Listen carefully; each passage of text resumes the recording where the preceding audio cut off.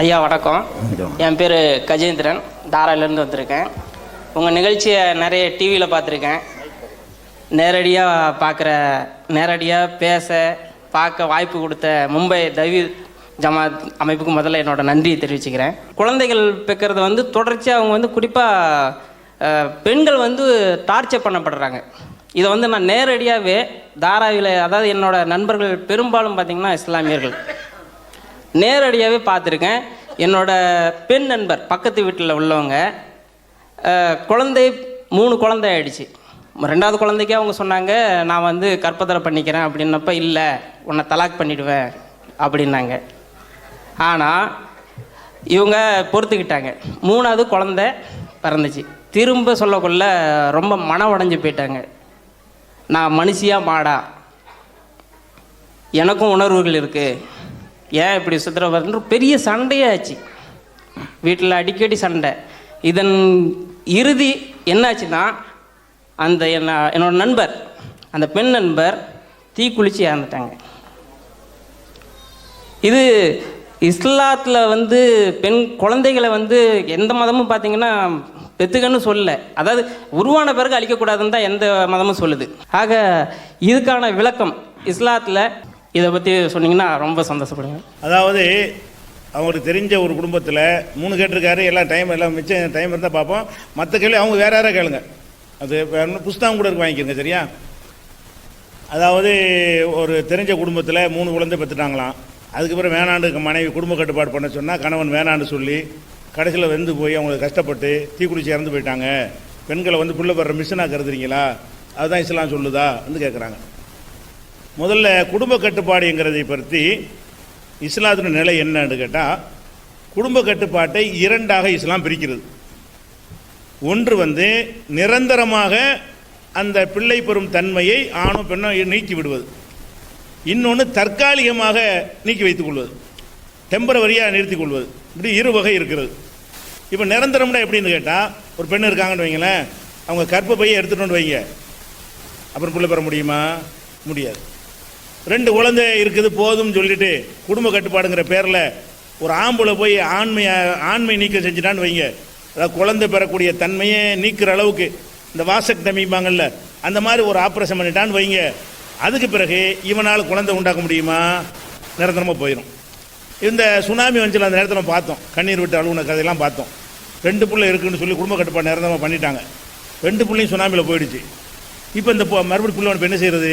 டோட்டலாக அறுத்து எரிஞ்சிட்டீங்கன்னு சொன்னால் குழந்தை வேணும்னா உங்களுக்கு உண்டாக்கிற முடியுமா? அப்போ நிரந்தரமாக ஒரு ஆண் குழந்தை பெறுகிற தன்மையை நீக்கிற வகையில் குடும்ப கட்டுப்பாடு செய்யக்கூடாது. ஒரு பெண்ணு நிரந்தரமாக புள்ள பெறக்கூடிய தன்மை இழக்கும் வகையில் செய்யக்கூடாது. ஒரு கேன்சர், ஒரு நோய் கர்ப்பப்பை எடுத்து, அது ஒரு கணக்கு. குடும்ப கட்டுப்பாட்டுக்காக செய்யக்கூடாது. தவிர அந்த கர்ப்பப்பை எடுத்தால் தான் உயிர் பிழைப்பாங்கங்கிற மாதிரி சில நேரங்களில் எடுத்தால் அது மருத்துவம் சார்ந்த ஒரு விஷயம். குழந்தைக்காக வேண்டி செஞ்சிட்டாருங்கன்னு சொன்னால் அப்புறமேல குழந்தை தேவைன்னு வந்தால் என்ன ஆகுறது? 2 குழந்தை மூத்தா போய் இறந்து போச்சுன்னு சொன்னால் அப்புறம் குழந்தை வேணும்னா கடையில் போய் வாங்க முடியுமா? அந்த பாக்கியத்தை இந்த விஞ்ஞான மருத்துவங்கள் கொடுத்துருமா? முடியாது. அப்போ இஸ்லாம் என்ன சொல்லுதுன்னா, நிரந்தரமாக இந்த குழந்தை பெறும் பாக்கியத்தை நீங்கள் இழந்துடாதீங்க. இது ஒரு விஷயம். டெம்பரவரியாக இழக்கிறது என்னது? இப்போ நவீன காலத்தில் அந்த ஆணுரை மாதிரி காண்டம் மாதிரி ஆண்கள் யூஸ் பண்ணிக்கிறாங்க. பெண்களுக்கும் கூட இப்போ காண்டம் கண்டுபிடிச்சி அதையும் வெளியிட்டு இருக்கிறாங்க, விளம்பரம் பண்ணிட்டு இருக்கிறாங்க. அது மாதிரி என்ன செய்கிறாங்க, காப்பர் டீன்னு சொல்லி காப்பரில் செம்பில் என்ன செய்வாங்க, டீ மாதிரி, காப்பர் டீ மாதிரி இருக்காது, காப்பர் டீ இதுக்கு பேர். அதை கொண்டு கர்ப்பப்பையில் வச்சுருவாங்க. அது வச்சுட்டா அதில் களிம்பு மாதிரி உருவாகுமா? அது உள்ளே உருவாகும்போது என்ன செய்யாது, அந்த உயிரினங்களை சாவடிச்சு விடும், குழந்தை உண்டாகாது. அப்படி செய்கிறாங்க. அல்லது அந்த மாத்திரைகள் மூலமாக மாதம் கண்டினியூவாக அந்த மாத்திரை போடுவதன் மூலமாக அப்படி சிலதெல்லாம் இருக்குது. இதெல்லாம் டெம்பரவரியாக உள்ளது. அதாவது காப்பர் டீ எடுத்தால் குழந்தை கொஞ்ச நாளில் உண்டாகி போயிடும், அது மாதிரி உள்ளது. இப்படியான டெம்பரவரியாக அதை முடிச்சு போடுறது, அதை காப்பாற்றி வைக்கிறது, உரை போட்டுக்கிறது, இது மாதிரி செஞ்சுக்கிட்டீங்கன்னு சொன்னால் இதுக்கு மார்க்கத்தில் தடை இல்லை. இந்த மாதிரி ஒருத்தர் தனக்கு தேவைங்கிற கணக்கு பிரகாரம் குழந்தை பெறாமல் டெம்பரவரியான வழிமுறைகளை கையாண்டு அவர் குழந்தை 2 போதும் நினைத்து ஆணும் பெண்ணும் முடிவெடுத்தார்களே, ஆனால் அதை இஸ்லாம் குறுக்கே நிற்கவே இல்லை. ஏன் நிற்கலைங்கிறோம்? நபிகள் நாயகம் காலத்தில் இப்படி நபித்தோழர்கள் கேட்பாங்க, இந்த மாதிரி குழந்தை பயந்து கொண்டு நாங்கள் உச்சகட்டம் வரும் பொழுது எங்களுடைய விந்தை வெளியே விட்டுடலாமா என்று கேட்பாங்க. அப்போ நபிகள் நாயகம் தடுக்கலை. அப்போ அதனுடைய நவீன வடிவம் தான் அந்த ஆணுரை என்பது. நவீன வடிவம் தான் அந்த விந்து கர்ப்பப்பையில் போகாமல் தடுக்கிறது தானே. அதை நபிகள் நாயகம் காலத்தில் செஞ்சாங்க, நபிகள் நாயகம் தடுக்கலை. அப்போ அது எங்களை இஸ்லாமிய சட்டமாயிடுது. அந்த அடிப்படையில் குழந்தை வேணாம்னு நினைத்தீங்கன்னு சொன்னால் தற்காலிகமான ஏற்பாடுகளை செய்து கொண்டு ஒரு குழந்தையோட இடைவெளி விட்டு கொஞ்சம் கூடுதல் இடைவெளி 2 பெறலாம், 3 கூட பெற்றுக்கலாம். வேணாட்டி அதன் அடிப்படையில் கண்டினியூவாக நீங்கள் செய்கிற உரிமை இருக்குது. கம்பல்சரியாக பெற்று தான் ஆகணும் என்கிறது இல்லை. இது இந்த சட்டம் தெரியாத காரணத்தினால் அவர்கள் வேறு நடந்துருக்கும். நீங்கள் சொன்ன குடும்பத்தில் உள்ள விஷயம் சொன்னீர்களே, ஆனால் அவங்களுக்கு இந்த ரூல் தெரியலை. ஏன் குடும்ப கட்டுப்பாடு அறுத்துட்டு தான் குழந்தை வராமல் வேறு மெத்தடில் குழந்தை தவிர்க்க முடியாதா அப்படின்னு அந்த மார்க்க சட்டம் அவருக்கு விளங்கலை. மார்க்கம் விளங்காமல் ஒரு முஸ்லீம் செஞ்சதுக்கு இஸ்லாத்தை நம்ம என்ன செய்ய முடியாது, பொறுப்பாக்க முடியாது. இதன் மூலமாக அந்த சட்டம் தெரிஞ்சுக்கிடுவாங்க. இது ஒரு விஷயம். அடுத்தது என்னென்னு கேட்டால், இந்த குடும்ப கட்டுப்பாடை ரொம்ப சிறப்பித்து சொல்கிறது இருக்குல்ல, அதை இஸ்லாம் ஒத்துக்கிறாது. 2 தான் நல்லது, 1 முதல்ல 2னாங்க. இப்போ நாம் 20 நமக்கு 20 ஆரம்பத்தில். அப்புறம் என்னஞ்சாங்க, ஒரு குழந்தை போதுமேன்ட்டாங்க. இப்போ புதுசாக என்னது, நாமே குழந்தை நமக்கேன்னு குழந்தைங்கிறாங்க. இப்போ நாமே குழந்தையாக இருக்கணும், நமக்கேன்னு குழந்தைன்னு சொல்லுவாங்க போட்டு இப்படி வந்துட்டாங்க. அப்போ மக்கள் தொகை பெருகினால் அது நாட்டுக்கு நல்லது, கெடுதி, வீட்டுக்கு கெடுதின்லாம் சொல்லிட்டு இருக்கிறாங்க. அது கிடையாது. உனக்கு சக்தி உடம்பு பொண்டாட்டிக்கு உடம்புல ஆற்றல் இருந்து, புருஷனுக்கு சம்பாதிக்கிற ஆற்றல் இருந்து நிறைய புள்ள பெற்றா அவனுக்கும் கஷ்டம் கிடையாது, நாட்டும் கட்டம் கிடையாது. விரும்பினா கட்டாயம் கிடையாது. குடும்ப கட்டுப்பாடு பெரிய பயங்கரமானது சொல்கிறாங்க. மக்கள் தொகை பெருக்கத்தினால தாங்க உலகத்தில் இன்னைக்கு செழிப்பே இருக்கிறது. மக்கள் தொகை பெருகிறது கெடுதி மாதிரி, பஞ்சம் ஏற்பட்டுங்கிற மாதிரி சொல்கிறாங்க. மக்கள் தொகை கம்மியாக இருந்துச்சுல, அப்போ அரிசி ரேஷனில் தான் வாங்கணுங்க. நாங்கள்லாம் சின்ன பிள்ளையாக இருக்கும்போது ரேஷன் கடையில் 4 மணிக்கு போய் காத்துட்டு இருப்போம். காலைல 10 மணிக்கு ரேஷன் கடை திறப்பாங்க. 2.5 கிலோ உளுத்தரிசி போடுவாங்க. அப்போ காங்கிரஸ் காலத்தில் ஆட்சி இருக்குது 67க்கு முன்னாடி. அப்போ என்ன செய்வாங்க, எலிக்கறி சாப்பிடுனாங்க. எலிக்கறி திங்க சொன்ன காங்கிரஸுக்காக ஓட்டுன்னு சொல்லி எலி தான் 67 ஆட்சிக்கு வந்தாங்க. அப்போ அந்த காலத்தில் மக்கள் கம்மியாக இருந்தாங்க. அரிசி போய் கேட்டால் கிடைக்கல, காசு கொடுத்தாலும் அரிசி கிடைக்கல. கடையில் ரேஷன் கடையெல்லாம் தருவாங்க. 2 கிலோ அரிசி வாங்கிட்டு மீதி நாட்கள்லாம் என்ன செய்கிறது, அந்த பாசிப்பயிறு, நரிப்பயிறு இப்படின்னு சில பயிர்களை வாங்கி அவிச்சு வச்சு சாப்பிடுவோம். அப்படி ஒரு காலம் இருந்துச்சா இல்லையா 67க்கு முன்னாடி? அப்போ மக்கள் தொகை கம்மியாக கூடவா? கம்மி. இப்போ எவ்வளோ மக்கள் தொகை? அதுக்கு ட்ரிபிளாக இருக்குது. ஆனால் அரிசி இல்லைன்னு சொல்லுங்க பார்ப்போம். அரிசி கிடைக்குதா இல்லையா? எவ்வளோ வேணும், எத்தனை டன்னு வேணும்? அப்போ அரிசி எவ்வளவும் கிடைக்கிறது. அந்த காலத்தில் கல்யாணம் பண்ணி மாப்பிள்ளைக்கு முட்டை வாங்குறதுக்கு போவாங்க கிராமத்தில். ஒரு 10 முட்டை வாங்குறதுக்கு 20 கிராமத்துக்கு போகணும், முட்டை கிடைக்காது. இப்போ எவ்வளோ முட்டை வேணும், எத்தனை லாரி வேணும்னு கேட்குறான். அப்போ இன்றைக்கி என்ன இருக்குது, அதுவும் ஜாஸ்தியாக இருக்குது. கோழி வேணுமா, ஆடு வேணுமா, என்ன வேணும், எல்லாமே சகட்டு மேனிக்கு. பருப்பு வேணுமா, வகை வகையான அந்த காலத்தில் நம்ம அப்பம் பாட்டம் முப்பாட்டம்லாம் கண்டு பொறிக்காத பருப்பு வகைகள்லாம் நவதானியம், சிறுதானியம், அந்த தானியம், இந்த தானியம் நினத்தையே கொண்டாந்து இறக்குறாங்க. அம்புட்டும் கிடைக்குது. என்ன தட்டுப்பாடு ஏற்பட்டு போச்சு?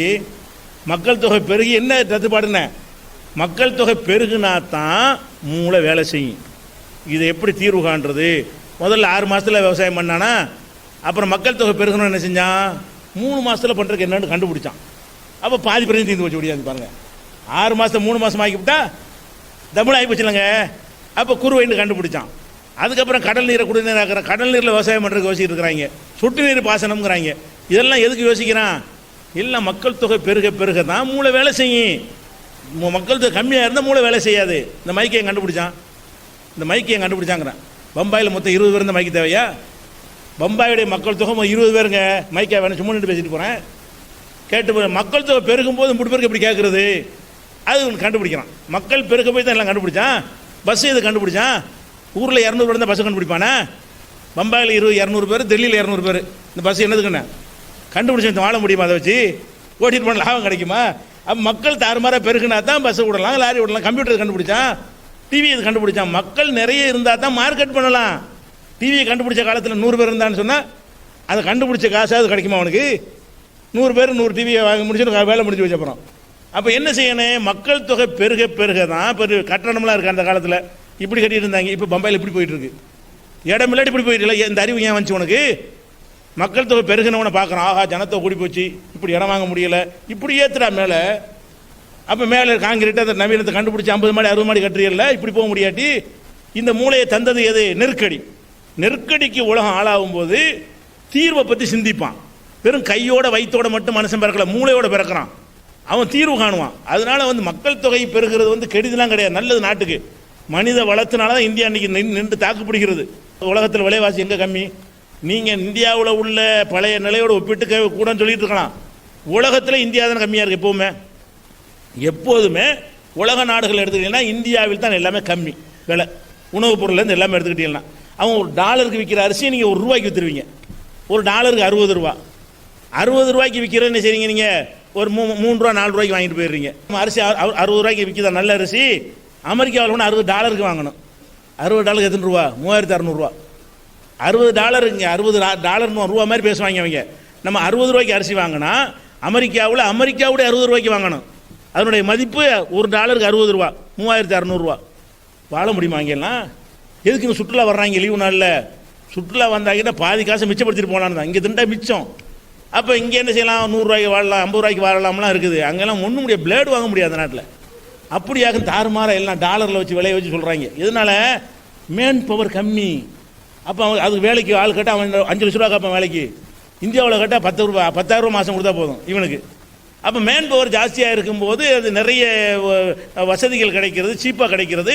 இந்தியாவில் உள்ள மாதிரி உலகத்தில் எந்த நாட்டிலையும் வாழ முடியாது. விலைவாசி ஏறினாலும் சரி, இதை விட 100 மடங்கு வெளிநாட்டில் ஏறி இருக்கும். எந்த ஆட்சி வந்தாலும், ஆட்சி வச்சு கிடையாது, எவன் ஆட்சிக்கு வந்தாலும் சரி, இந்தியாவில் இந்த மக்கள் தொகை பெருகி இருக்கிற வரைக்கும், சைனாவில் இந்த மக்கள் தொகை பெருகி இருக்கிற வரைக்கும் உலகத்தில் சீப்பான நாடுகள் இதுதான், 2 தான். கம்மியான காசில் வாழ முடியும்.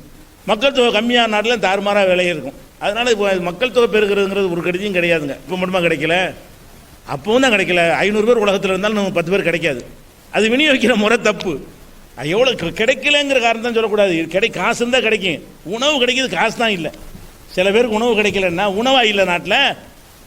என்ன சுப்ரீம் கோர்ட்டில் தீர்ப்பளிக்கிறான், ஏன்டா மூட்டு உணவு வந்து எலிக்கு கரப்பானுக்கு தீனியாக வச்சுக்கிற விநியோகம் பண்ணுறாங்கிறான். அரசாங்கத்துடைய உணவு கிடங்களை 25 வருஷத்துக்கு போதுமான உணவை தேக்கி வச்சுக்கிறாங்க. எல்லாத்தையும் எடுத்து ஏழைக்கு விட்றா, ஏன்டா வந்து வீணாக்குறீங்கன்னு கேட்குறான். அவ்வளவுக்காக்கும் குஞ்சு போய் கிடக்குறது. அப்படி பத்தலைன்னா கூட ஒரு உத்தரவு போட்டால் ஃப்ளைட்டில் வந்து இறங்கி, கப்பலில் வந்து இறங்கிட்டு போகுது அடுத்த நாட்டிலேருந்து. மக்கள் தொகை பெறணும் என்ன கஷ்டம்? ஒரு கஷ்டம் கிடையாது. ஆனால் ஒருத்தர் விரும்பினாரே ஆனால் 2 போதும்னு வச்சுக்க, உனக்கு சட்டம் கிடையாது. 3 போதுனா 3 வச்சுக்க. 10 பேருக்கு 7 பெற்றுட்டு போ. அது பெரிய பாவமானது, நாட்டுக்கு கேடானலாம் கிடையாது. அது குடும்ப கட்டுப்பாடை சொன்னதுக்காக அது கூடுதலாக சொல்லிக்கிறோம். இது சம்பந்தமான விவரங்களுக்கு பலதார மடத்தையும் கேட்டிருக்காரு. இஸ்லாம் பெண்கள் உரிமை பறிக்கிறதாங்கிற அந்த புஸ்தகத்தில் அது விளக்கறதுக்கு கொடுத்துருங்க.